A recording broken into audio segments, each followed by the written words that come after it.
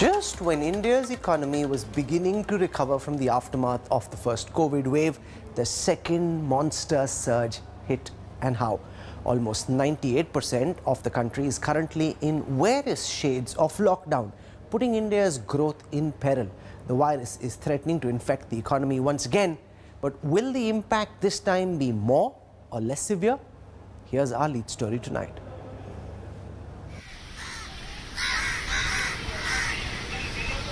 The country's financial capital. The country's IT capital.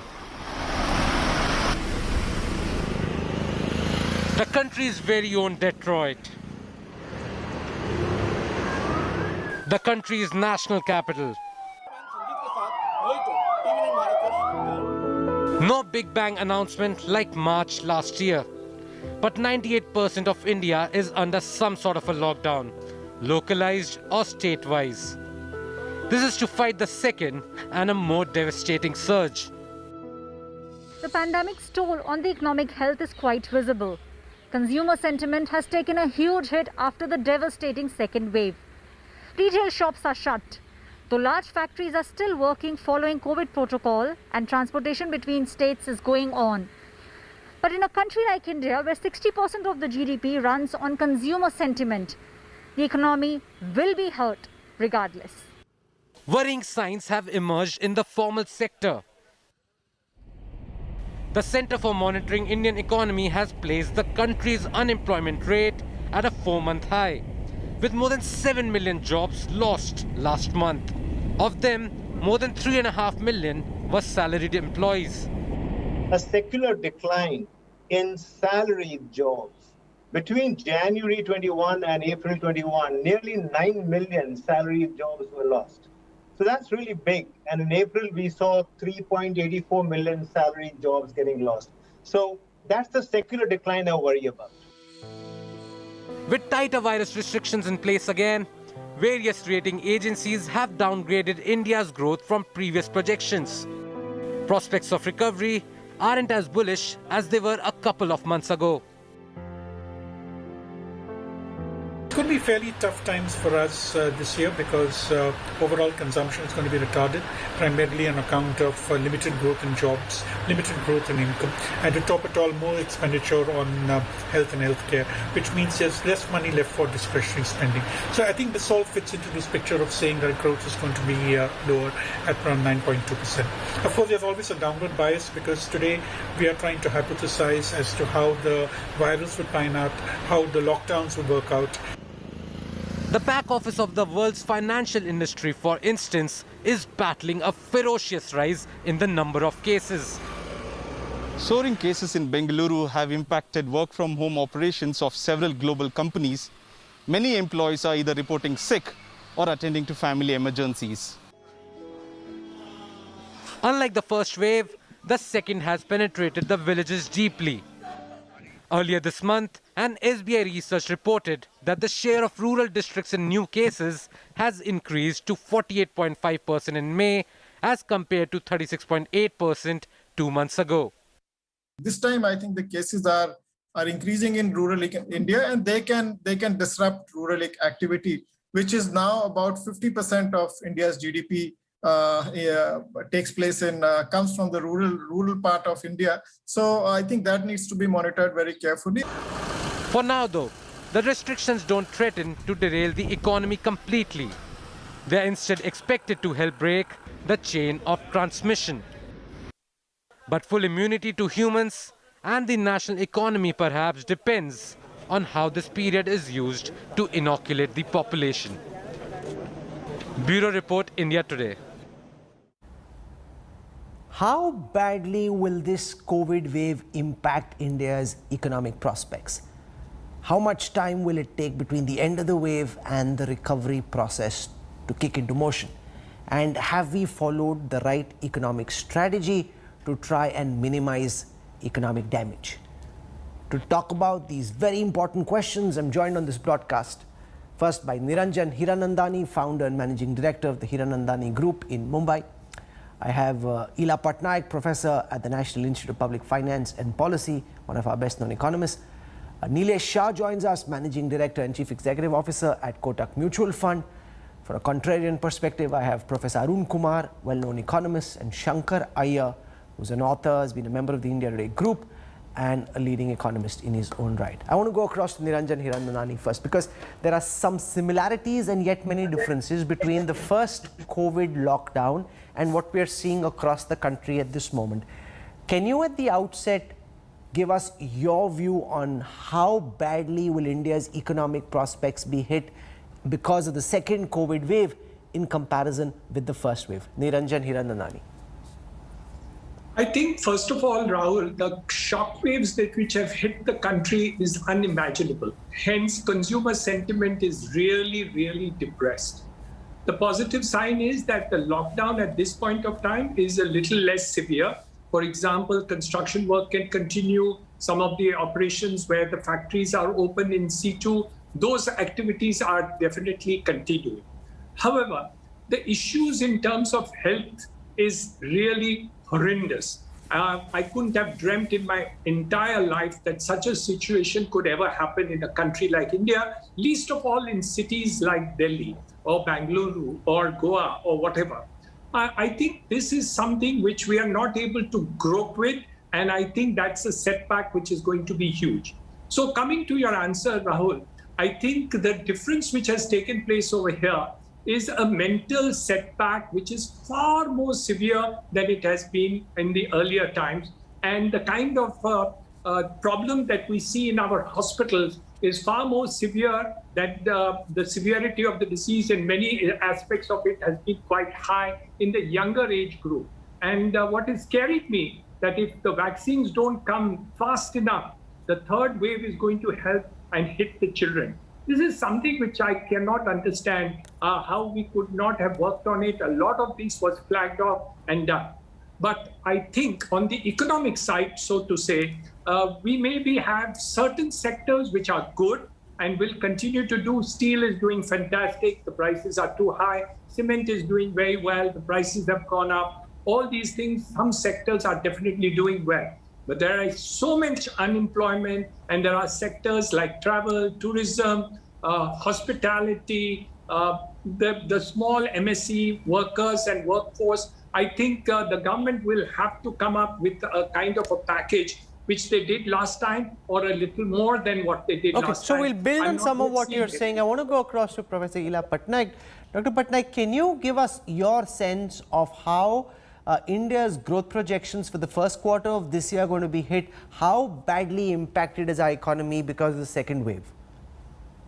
See, in 2020, in the April to June quarter, we had a 24% contraction of the economy because of the nationwide lockdown, which was across the entire country. What we are talking about now is a reduction in the growth rate at which the economy will rebound. So the economy was expected to grow back at, for the year, sometimes some people projected 11%, some people were projecting 12%, some people even more. And those growth projections have been pared down. So the first thing to notice is really that it's not that we are saying the economy will contract, because currently we don't have a nationwide lockdown. While there are many local lockdowns, there are restrictions, and that is impacting the economy. And it is because of that impact that growth projections are being cut by various rating agencies, by the others as well. Whoever is making forecasts, they will cut those forecasts, and they will say the economy may grow at less than 10%. Now, so let's be very clear that it's not that there is a contraction this year, but it's only that the growth rate is lower. Second, the question is, at what pace will we come back? Now, this is going to depend on the scale and the amount, the numbers who are going to get affected as this wave goes across the country. If it gets localized to certain urban centers like Delhi, and if already we are starting to see an improvement, whether it is because people have become more cautious or partly because there is immunity, The immunity is both because of COVID as well as because of the vaccine. But if that gets contained, then the pace at which the economy can start recovering again will be fast. But if that doesn't happen, that's a combination of both social behavior as well as government policy. And if that doesn't happen, then it could persist, because it could be like, ripples going through the economy. And the big difference this time, I think, as the previous speaker correctly pointed out, is that while last time it was a supply side effect, you just shut down production and so it was shut down, and then you said switch on, you can come back, though it was done slowly. But this time there's also a demand side effect. This demand side effect this time is more important because the well-off have been hit by the virus. And it is the well-off whose consumption, whether it's hospitality, aviation, it's people who have money to spend. And if their demand is restricted, if they are not feeling optimistic and their demand goes down, then the total demand impact for the economy can be quite high. Okay. So that's the other big difference. Okay. So, Nilesh Shah, we're seeing in the markets, while there have been some minor corrections and the markets haven't really gone up from where they were, but net they've been holding firm. Do you accept that this seems to be a disconnect between an economy that is in decline at this moment with an uncertain recovery time frame?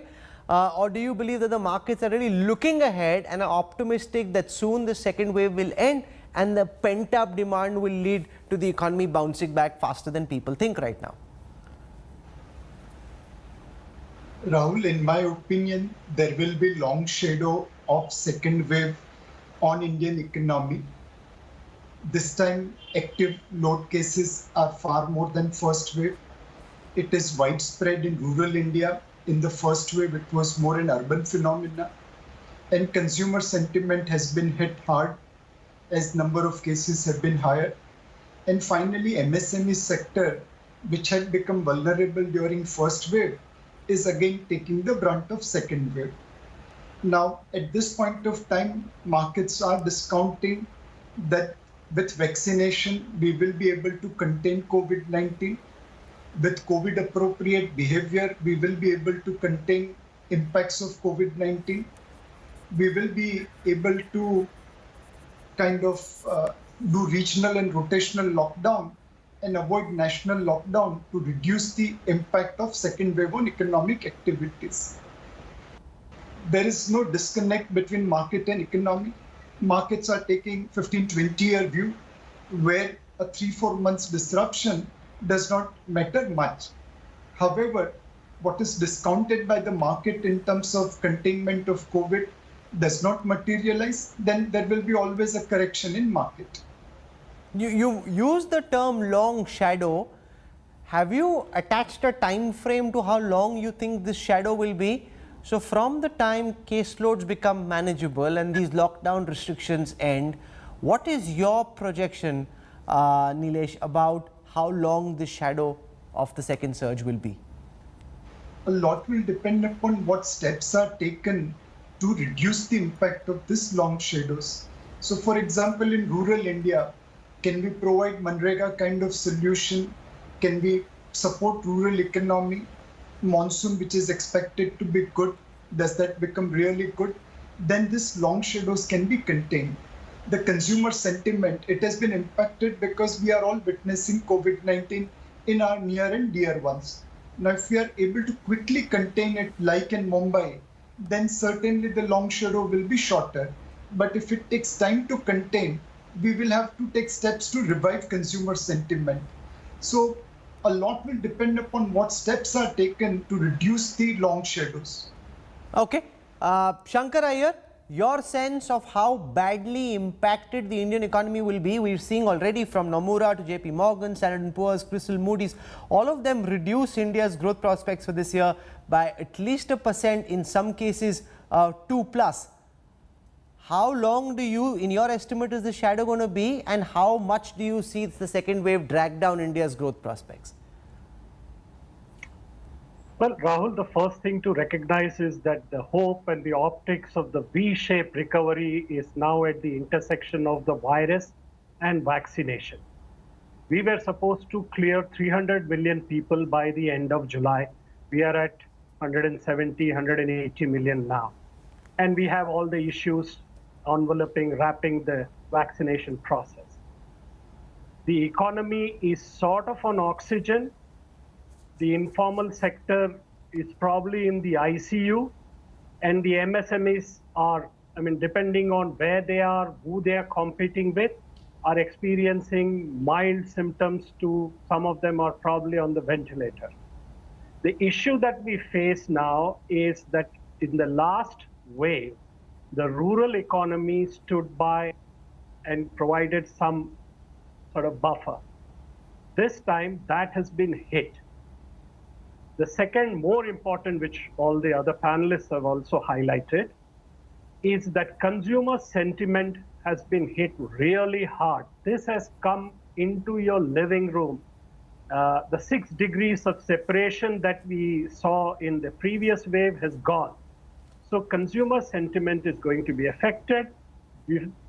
A lot will depend on how the government responds to the issues. I suspect that we will have to review the budget that we saw in February. The budget rested on 4 critical pillars. One is the rollout of vaccination. We know where that is. The second part was on privatization to beef up revenues and costs. That we know where it is. We also were expecting infrastructure to be taken up by the state governments. And now that 90% plus of the states are under some form of lockdown or the other. So we are facing actually what we know gives us an idea of the parade of unknowns that we face. I think the first step will have to be to review the budget. We will have to provide for the rural economy. The interest rates in the US have changed. The commodities are suspected to be in some sort of super cycle. So all of these will impact our plans. And I think that the issue has to be looked at now and really urgently. Okay, so all of you are calling for some kind of a new economic package. There hasn't been any talk about from the government just yet, but I'll come to that in a moment. I want to ask Arun Kumar first about his sense of the kind of dark shadow this second wave is causing and is likely to cause going forward. So, there is a huge uncertainty, as everybody has pointed out, because we don't quite know how long this wave will last. We can guess from the last wave what happened, or from the example of UK or Brazil, what might happen in the Indian economy. If you look at it, Brazil never imposed a lockdown, and their first wave and second wave merged, and it is continuing at 13 months. If you look at UK, the second wave lasted about 8 months with a slight dip in between in the month of November, and then a pickup in December, January. And that wave was about 8 months, and that was because they delayed the lockdown. Similarly, in the US, when there's a delay in the lockdown, the wave lasted. And if you look at India's wave, the first wave, the wave went on from March up till mid-September, and the mid-September was the peak. So you can say that it sort of abated only by about October or November. Now, if some of these things are there, and we have delayed our, lockdown this time much more than what we did last time. If you remember, in February last year, we had 10 cases, and then we peaked in September at about 98,000. Whereas this year in February, when the peak was at the lowest point, the minimum, that was about 9,500 cases. And then the cases started rising, and they went up to about 4 lakh cases. So I think the peak is going to be there probably somewhere around June, and then it might abate, but it will abate very slowly. And I think we are going to be into October, November before we can really think of opening up our economy. So if you look at Q1 of this year would be very similar to Q1 of last year. April this year is better than April last year, but May is roughly around the same as May last year. And June this year would be much worse than the June last year. So in Q1, the growth would be very tepid. In the Q2, again, because the wave would last up to sometime like October, depending on the vaccination. Therefore, Q2 would be much less than what it was last year. And Q3 and Q4 would be very uncertain because we have very little idea about what is happening with vaccination. If we were to achieve herd immunity, and if that was 60% of the population, then, we needed to have 1.7 billion vaccination. which meant that, every month we needed to do about 170 million vaccinations every month. We started with only about 10 million a month in the month of January, and we haven't ramped it up enough. So I think the vaccination, for 60% would take at least. Okay, so you're writing off completely Q1, in Q2 as well till about October, November. You think yes, and the economic activity will not bounce back? Ila Patnaik, is that a very negative and dismal? Yeah, go on, Arun Kumar. Given the consumer sentiment is down, and it was already down in January at 55.5 according to the RBI, and the capacity utilization was down to 63%. And that has fallen further, so both consumption and investment will be down. And also, one other thing that we need to take into account is that we are the economy worst hit at this point of time. Other economies are reviving. So capital flow out might take place, and what will happen is commodity prices are likely to rise. So in a situation where we are already facing trouble, if commodity prices rise outside, that will worsen the situation for us. And if capital flight takes place from the economy, that will further worsen the situation. Ila Patnaik, is that overly negative and dismal portrayal of the situation, or do you also think that if you're down till November, then virtually more than half the year is written off, and this is 2021 is almost as bad as 2020? So, as you said, this is not a contraction. Now we are talking about the pace of expansion. And when we just use the words the economy is declining, or we use the words the economy is down, in fact, that creates panic, because people who have come out of 2020, when there was an actual contraction, start thinking that we are talking about a contraction of the economy. So let's just please not do, use these words so loosely. We need to be very clear that when we are saying rating agencies have paired with their growth forecast, then we are talking of growth, which is positive growth. So it is very, very different from last year when the economy was contracting. So I'm not so negative, because I don't think I heard any of the others say that the economy would actually keep contracting and would contract. Shankar, Ila Patnaik makes an important point that while growth projections are coming down, it's not as if the economy is slipping into negative zone, unlike what happened last year, and therefore Arun Kumar may be portraying a more abysmal or dismal picture than is actually warranted. Well, it's a view. I mean, that view is qualified. Arun Kumar is qualifying it with how we proceed with our vaccination and opening up. We have had a lockdown which is not called a lockdown, and I suspect that when we open up, it won't be opening up. So we have to be cognizant of what is ahead of us, just as the acquaintance with experience should give us the acquaintance with knowledge. So what are we looking at here? We are looking at an economy which contracted, last year, and we, from the 2019 level, went back to somewhere around 2017. We are at 2.5 trillion. Even if we grow at 9%, we will take a couple of years to reach 2019 again. So that's something that an economy, the demography, the poverty levels that we will face following the pandemic, we have to be cognizant of that. So that is what I'm saying, that we are not saying that the economy is contracting, but that the picture doesn't look very bright. And this is something that has to be planned now. You have to think about how you're going to prop up investment. What are you going to do with your disinvestment plan, which was supposed to be pumping roughly 2 lakh crores into the economy? The government is going to borrow 12 lakh crores this year, Rahul. And so these are important issues. The government will have to look at where it will find the resources to prop up the economy, how it will do it, what will be the timing of it, and how will they ramp up the vaccination. Okay, so let's now come to the second part, which has been touched upon in bits, but I want to dwell on it further. Has the government followed appropriate COVID interventions when it comes to vaccinating the economy? Could more have done? Should more be done now? Because the government's approach roughly has been that let's deal with the health emergency first. And once people are safe, or as many as possible are alive, then we'll come to trying to restore livelihoods, because the first priority is to save lives. So there hasn't been any economic package announced in the midst, because the focus has been on dealing with the medical emergency. Is that, in your view, Niranjan Hiranandani, the right way to go about approaching the current situation? Because you in your opening interventions asked for a new economic package. The government's approach seems to be slightly different. Rahul, I absolutely agree that lives are most important. And vaccination has to be the core of the entire thing, whether you make a new budget or you do anything else, import the vaccines or whatever it is. Everything that we are talking about rests on the fact that we will be able to vaccinate our people. Anything which is required by the central government to change its economic budget, its economic ideas, at the state level, central level, private level, public level, NGO level, whatever you want to do, vaccinate faster. I'm not seeing that. I'm not hearing as much as we need to do on the vaccination side. Of course, the media is talking about it, but I'm not seeing it actually on the ground. And I think they have to focus on that and do it.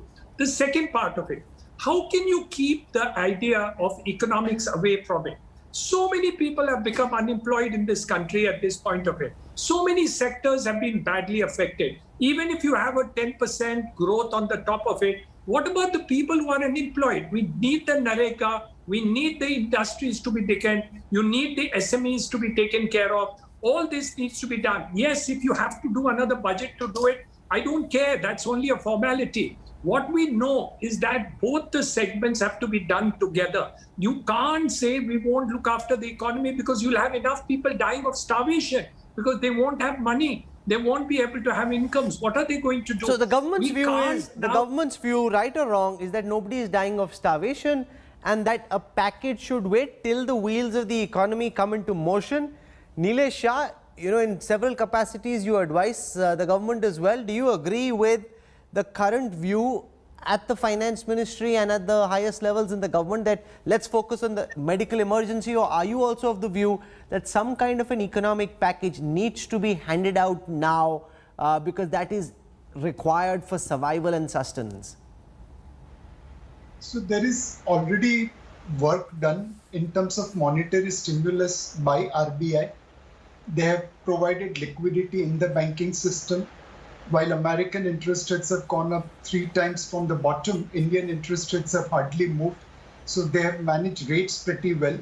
They have managed currency quite well. And financial system today is far more stable compared to the first wave. So monetary stimulus is already there. Now, on the fiscal stimulus side, we don't have the luxury like America, where 42% of unemployed Americans are getting more money sitting at home than what otherwise they would have get by working in, various places. Now, we don't have that kind of fiscal space. Rating agencies will not tolerate that kind of fiscal stimulus from our side. So we have to, like first wave, keep on watching the vulnerable section of the economy, rural India, MSME, and continue to take appropriate steps which will ensure that those sectors remain on the growth path.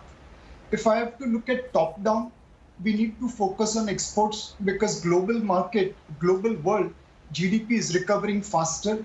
We have seen good export expansion in the month of March, but unfortunately in April, that momentum has not been maintained. The second thing is, without raising fiscal deficit, how can government spend money to support economy? And the answer there is very simple. You have to carry out divestment, as Mr. Iyer mentioned. You have to carry out asset monetization, which will help you raise resources. And you have to raise resources by gold amnesty scheme kind of thing, which will give money in the pockets of government to spend. Okay, so you broadly made the point that enough is being done already. At some stage, more may need to be done, but it's not as if the government's taken its eyes off the wheel when it comes to ensuring that people are taken care of. Dr. Patnaik, do you agree with that view, or do you believe that this is the stage where a lot more actually needs to be done from the side of the government? So if you look at Manrega numbers, that gives you a glimpse of the spending that will happen even without a new package. Last April, so April 2020, there were 1.2 million households that were demanding Manrega jobs. This April 2021 data shows that they are 2.24 million households that are demanding jobs. this really tells you that there is a mechanism which is, in place, but not by new announcements, which can help the poor. Now, if in addition, and many of the migrants who have gone back again after the second wave could be partly responsible for this. Now, this could be something that would help them. In addition, certainly PDS giving grain again is something that I think has been announced, but also will need to be extended if this wave continues and the ripples go through the country. So I expect that some small measures will be done. There could be more measures from the RBI, which are directed at liquidity or which are trying to help small industries. But you see, the big factor that is missing because of the way the economy, the structure of the economy is, that it's not that we have payroll data. It is not that government can say, okay, I'll pay 60% wages of all, the way it was done in Europe or America. So that's not something that is easy or even possible for us to do. Some measures have been taken to make migrant databases and so on, but it remains to be seen how effective they'll be. Arun Kumar, do you have a, as always, contrarian view on this, Professor? Do you believe that enough is already being done? Let's wait till this wave subsides and then try and see if we can bring out some other kind of a package? Well, what you say is a contrarian view is actually what the reality is. I said, in fact, about growth that, we know Q1 growth will be much less this year than what was expected, and Q2 may actually decline, and Q3 and Q4 we cannot predict. That was what I said, But anyway, the point I'll make is that, growth being so uncertain, the tax revenue will also be very uncertain. We saw a sharp drop in tax revenue last year, and I think we've projected for this year the tax revenue will go up, but it may not go up that much, whereas expenditures will rise, not only because of health reasons, but also because the demand for rural employment will rise dramatically. Last year, we had raised the Rural Employment Guarantee Scheme allocation from 60,000 crores to 1.1 lakh crores, but that was inadequate. As the RBI data showed, people got only 50 days of work per family. So, not enough work was being generated. The demand has shot up, as Ila was saying, and it's still very high as the data seems to indicate. So I think we need to step up that expenditure so as to support the poor, especially because this wave has gone deep into the rural areas, into the small towns, etc. So I think there's a lot of distress which we need to support by doing additional expenditures on supporting consumption over there. The budget would definitely have to be reformulated. I think without that, it's not going to work. And RBI adjusting for liquidity and providing credit, that will work only if the economy begins to revive. If the demand for credit is low, like for instance, last year, the RBI complained that 8 lakh crore was being deposited with the RBI by the banks because they couldn't lend. And they couldn't lend because the demand was down, investment was down, and production was down. So therefore, credit offtake was much lower than what was expected. And that same thing would happen again this year. So I think RBI steps can go only thus far. I think a fiscal package is very essential if we are to revive the economy sooner than later. Okay, so Shankaraya, we're hearing two contrarian perspectives. One, that a fiscal package at the earliest is essential. The other, that wait till the time this wave subsides, people start looking out and then bring out another package. What do you believe would be the right approach, and do you think the government's been following the right policy interventions in dealing with the economic consequences of the pandemic? I don't know whether the government is following anything at all. I mean, some of the steps from the budget are still hanging in the air. There was a development finance institution, one person has been appointed, so they're looking at the bad bank and stuff. But stepping aside from that, here's this thing that... No, but to be fair to the government, Shankar, because of this pandemic, a lot of their big ticket ideas like disinvestment and privatization are naturally held back, because surely nobody can argue that this is the right time to go to the market trying to sell off any government asset. Well, there is no right time to sell an asset. Let's face that. There is no such thing as a perfect value. There is a concept in economics called the net present value. That is, what you get now will be much more valuable than what you might expect or hope to get 10 years later. But let me just focus on what could be done. Remember that fear has no bottom. the confidence of the consumer confidence has been hit. So the government must plan now. It is nobody's case that they should give up on whatever they're doing on oxygen and medicines or whatever they did or didn't do earlier and focus on the economy. The fact is that there are departments, there is a segregation of duties. I think that I'm hoping that the plan is being worked out. Whatever that is needed to revive the growth, to prop up the MSMEs, which employ the bulk of the formal sector workers, whatever is needed to be done to revive the face-to-face economy, and whatever is needed to get the vaccination going. Those are the steps that we need to see. Now, I suspect that the opening up will be slow, public transport opening up will be delayed. All of these things will impact the projected economic growth. On the positive side, we have a healthy foreign exchange balance. April GST collections have been good. But how do we sustain growth? Credit growth has been tepid this year. Again, like last year. We don't see any major investment because there is no visibility. No entrepreneur is going to put up money if he doesn't know about the second wave or the third wave. Social engagement leads to economic engagement and leads to growth. That is a simple fact. So the government has to work out a plan, and yes, it should add it to the tail of the curve, and so we get a better bang for the buck, the multiplier effect. That's a given. But we must have a plan, and that thinking should start now. That's the argument that I'm making. Okay, so we've had an interesting conversation. All the experts have had an opportunity to, put forth their views, and there are no easy answers because there are so many unknown variables at this moment. How long will the wave last? How much time will it be before economic recovery starts? What form and shape will a third wave take? Who will that impact? Is the whole year lost, or will, as Ila Patnaik said, growth take a hit, but it won't be as bad as last year? We will keep tracking the situation, but this was an informative, engaging, insightful conversation to have. And for that, I thank Professor Ila Patnaik, Niranjan Hiranandani, Nilesh Shah, Arun Kumar and Shankar Iyer for joining me on this broadcast. Thank you.